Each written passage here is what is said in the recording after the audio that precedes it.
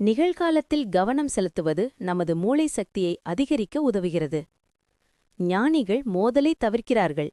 அமைதிக்கு தீங்கு விளைவிக்கும் வாதங்கள் பயனற்றவை என்பதை அவர்கள் உணர்கிறார்கள். மரியாதை என்பது வார்த்தைகளிலிருந்து அல்ல, செயல்களிலிருந்து வருகிறது. வெளிப்புற சூழ்நிலைகள் அல்ல, ஆனால் நமது உள் எண்ணங்கள்தான் நம் வாழ்க்கையை உருவாக்குகின்றன. நமது எண்ணங்கள் சரியாக இருந்தால் நமது வாழ்க்கை சரியாக இருக்கும். முதலில் நம்மை நேசிக்க வேண்டும், பின்னர் மற்றவர்களின் அன்பை பெறுவோம். அதிர்ஷ்டம் எப்போதாவது மட்டுமே ஒத்துழைக்கும். தொடர்ச்சியான வெற்றி கடின உழைப்பால் மட்டுமே வரும். தெளிவான குறிக்கோள் சரியான திசையில் இட்டுச் செல்லும். காலங்கள் மாறுகின்றன.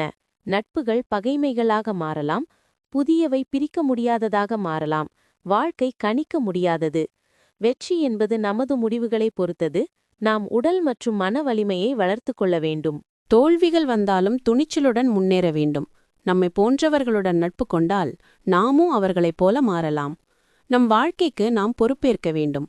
வேலையை மற்றவர்களிடம் விட்டுவிடக்கூடாது.